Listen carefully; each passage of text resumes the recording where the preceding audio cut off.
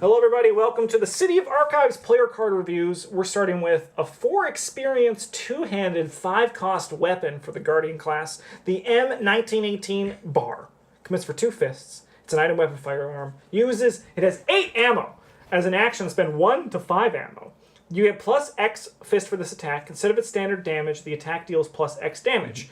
X damage. X is the amount of ammo spent as part of this ability's cost. I think if this gun did plus X damage instead of X damage instead of the attack's normal damage, then this would be a very solid weapon for characters who already have 4 or greater, right? Like if it did, then I think it might be better than the lightning gun, but I think this card is very good in its niche where you have an ammo train set up for it. Yep. Or if but in general, I think it's worse than the other options. If you're playing with a double or nothing line of play, this card's pretty solid. 10 damage on 1 attack is no joke. Yeah. This is a cool combo card, but you gotta work real hard to make it better than the flamethrower lightning. Yeah, you might as well just spend the extra experience for a much better weapon, or at least a better weapon in general. I've seen Bryn play with it, and it was cool. I had a lot of fun. It's cool. Yeah. I vaguely remember that. Once again, I always I see this shit, and I see, I'm going to commit 5 ammo, then you draw the dark red shit, and you're like, well, this is hell. We talked about this. Yeah, this one's a very solid boss killer, but I don't know that it's very expensive. It takes 2 hands, 5 resources, and 4 experience. That's about where the big guns mostly are, though. Yeah. That's pretty average stuff. Yeah. Ancient Stone. We have briefly talked about this. We'll do some more. Knowledge of the Elders. 2 cost, 4 experience asset. Commits for 2 books. You can only include this if you upgraded it. Yada yada yada. Has X secrets, where secrets is the number in the parentheses next to if you identified the stone. When you draw any number of cards, spend that many secrets, deal that much damage to an enemy at your location. I think this is the good one, but it requires so much. Yeah. Requires you to do so much to potentially deal 3 damage to an enemy, which is great. It could do more than 3. Yeah. Yeah, well, you have to draw. Yeah, how many cards you draw, right? Best case scenario is you spent 1 million experiences in the campaign or whatever. Someone on your team has it, and you just play Cryptic Research, you draw 3 cards and just kill it. Yeah. Yeah. More realistic thing is you have to spend your 2 resources and an action to kill something with the one that requires you to clear your location and draws you 3 cards. Yeah. Not having to be engaged with it, I think, is really the selling point for this one. Oh, Travis, take Heart Synergy. You fail, deal 2 damage, kill an enemy. Draw 2 cards. Draw 2 cards for free. That seems pretty good. But once again, that's 18 moving parts coming together to make it work. I think these. I'm not too excited about this. I think this one's good. Not great. I think it's good. Tesla's damage is usually quite strong. Yeah, this is definitely better. As you get later or higher the difficulty. Going back on what I'm saying, even if it's just every turn you draw a card, you can poke an enemy at your location for 1. That's good value. Helps you out with the Asphalov bump. Yeah, it is the better of the 2. I think it's actively good. We then have same spiel, but commits for 2 brain. When you draw any number of cards, spend that many secrets, heal damage horror from a card at your location. This one's very good if you're playing Carolyn Fern. That's it, though. And if you're not playing Carolyn Fern, then why did you pick this? Yeah. Yeah. If you're randomly selected. Yeah, I mean, if you've got if you selected it at random because your card said do that, or maybe you have 4 mental trauma because you're 4 scenarios in and things haven't been going very well for you. It's been rough. Then maybe you could take this to try and balance that out, but maybe it's because you're buying. Yeah, maybe decisions that you have for mental trauma at this point. Yeah, maybe. Yeah. This one's the bad. I feel like the design of these are cool, but I think in turn it has made them to be less. So I do appreciate that they're trying not to make the mistakes they made with the solution. Make them too strong. Where they're just yellow can do everything. Yes. Yep. If you jump through with a couple hoops. Yeah, the designer has gotten better at making yellow cards. Yeah. Slip Away. It's a green event for 2. It commits for a book and a foot. Evade. It's a trick, by the way. Add your book to the skill value for this evasion attempt. If you succeed by 2 or more, move. The evaded enemy is not elite. It is not ready during the next upkeep phase. I really like the Quetzalcoatl snake in the art. Yeah. I think that's really good. This is very good art. Yes. I think also the card in certain builds, certain characters, is good. Yeah, I think this is a fine card. If you are playing as Finn, it's really evading good. at 8 is pretty sick. Yeah. And then if you have What's Her Nuts in play, Rita can play this one too, right? Yeah. Yeah, Rita can play this, but her book is also only like 2, I think. Yeah. Although Evade at +2 is not terrible. Yeah. Well, then you Evade at 7 with her. Yeah. And you get to kick them too. Yeah. But yeah, no, it's meant for certain. It's not for everybody, and it's nice to just turn an enemy off. Yeah. Not much more to say. But we do have something to say about Payday. Do we? I played it once. It's a 0-cost event for 1 experience. It's an illicit and faded. Wow, I love these traits. Gain 1 resource for each action you perform this turn, including this one, if it is your turn and your turn. So it's a... I think there's only one deck where you ever really want this. I was playing it in a Leo Anderson build because I was like, oh man, this card will just be like extra emergency caches, and that deck is really expensive. Yeah. It's not. No. It has to be your last action. You can't play it first, then play your thing, then go do something. You have to do it at the end and then do your thing next turn. That's pretty rough.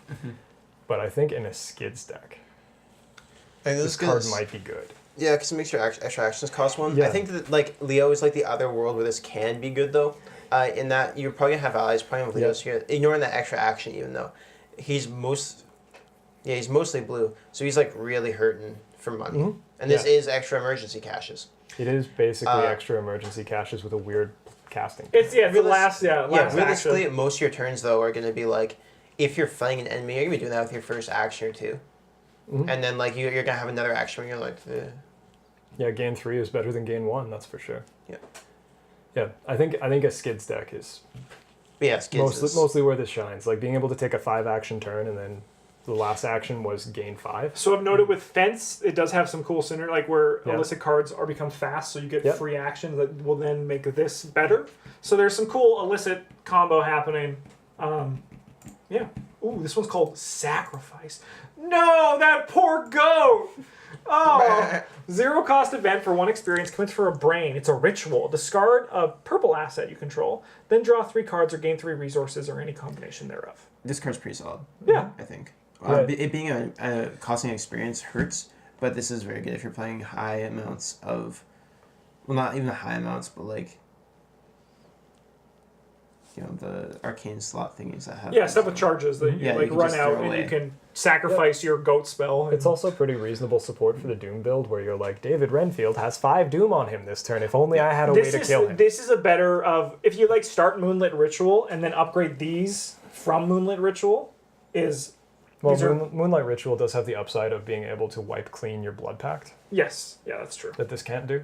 Also, a big thing that Moonlight Ritual has over this it's a spell? Yeah, for Marie and in particular is you can play it for free. Yeah, and she's built for the Doom thing. But like it's a good way to get rid of Doom. I think that the draw 3 cards is much, much stronger than gain 3 resources. Yes. So, especially in the aforementioned David Renfield scenario where you tick him up to some really high Doom score and your teammates are all like, what are you doing? And you're like, I'll just draw 3 cards. It's all good. See, everything's fine. And then you get to draw 3 cards to play. Yeah, and play them because you've got a ton of money. Yeah, no, if I was playing like if I was playing a similar deck but it wasn't Marie, I probably would have played this one. But. I think it's pretty okay.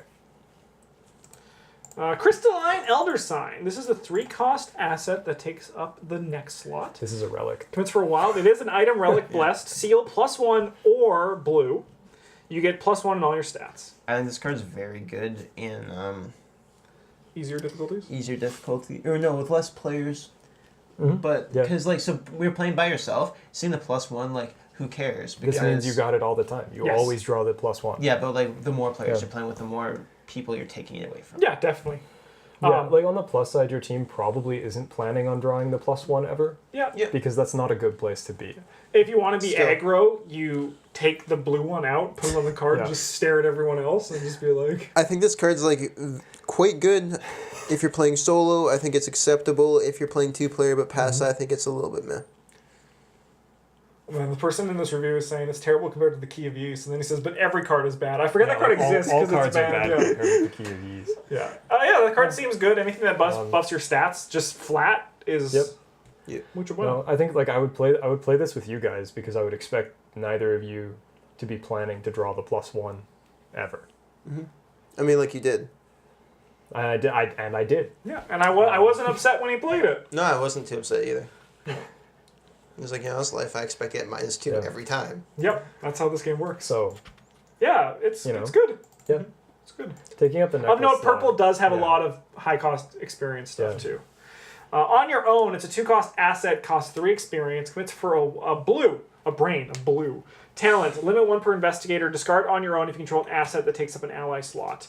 When a player plays a survivor event, exhaust on your own to reduce that event's cost by 2. I think this card could be good in the future, but it's not now. Yeah, and I see this and I'm like, this is going to be cool to build around in the future. It's neat in a Dark Horse deck because you can still play the good events because a lot of them you can just play for free instead. The issue is like you can't do it. You just quite can't play it. reliably You enough. can't play it with an ally. So Red doesn't quite have like the Drop draw a to big get man on there. campus. Yeah, is it worth not playing the big man on campus to play this? Yeah, for The some, answer is maybe. Yeah, it depends on the sanity level of your survivor investigator. Yeah. Or how valuable that foot and brain are to you. Yeah. I mean, this is why I like Survivor, because they have the most build-arounds that you can do with them. But yeah, I'm with you on Travis. This one is missing some pieces, so... Yeah, I did try to play it one time, and like, with the Dark Horse idea, and it was just like, meh. Yeah. Every time I drew, I was like, I don't really need this. Yeah. And I feel like it also, like, I wouldn't play it in... I played in like a heavy event as opposed to Dark Horse, right? Yeah. Just like... Yeah, the downside to it in the Dark Horse build is that you have a lot of dead cards in your deck now if you don't have this card. Mm-hmm. That's the last one, right? Yeah. Yeah, pack review time. Pack review. I think this one's pretty... Meh. Yeah, I'm seeing... If you're playing a campaign and you like bought the Ancient Stone, you should probably buy this one. Yeah, otherwise... Yeah, that's an excellent point. Other than that, like... Slipaway's fine. Yeah. Especially This one had non-side. pretty meh cards, but it had a really cool scenario. Yeah, this is my favorite scenario from the Forgotten Age, so I'd say it's worth it for... I think I like the one after more. Okay, yeah, no, Personally. dude, that, I'm with you on that, actually, yes. The next one. The Depths of Yoth is a better scenario, because this one can just cripple your characters. Yeah. But in terms of flavor, I think this one is... this one's really cool and really fun, but Yeah. So yeah, pick it up. I mean, you're going to buy If them you're all. gonna play You're it. going to buy them all anyway. Just buy them all. Just buy them all. Just go... Make sure you have 2 copies of the core. I only had one for a bit. Then I bought the second one. is that It- just it- from a lot better. Fantasy Flight Games Yeah. figured yet? It becomes very good when you have 2 cores. So buy 2 cores and buy all the expansions. That's the Justin guarantee today. Thanks for watching. We'll be back for the Depths of Yoth in a few days, but we will be wearing different clothes. Maybe. Maybe.